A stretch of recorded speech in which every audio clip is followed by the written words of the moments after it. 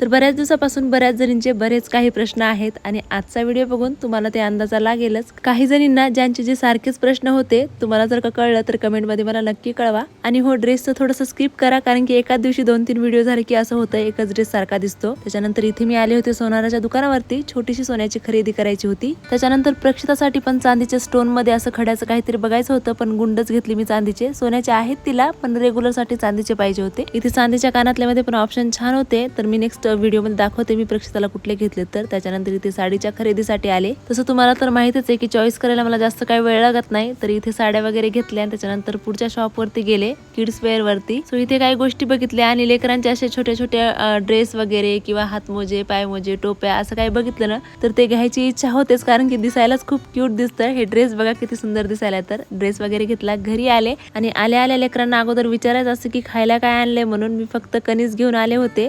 So तेच भाजून दिलं मग प्रक्षिताला मी। आणि आजचा व्हिडिओ बघून काय वाटलं कमेंट मध्ये नक्की कळवा। बाय।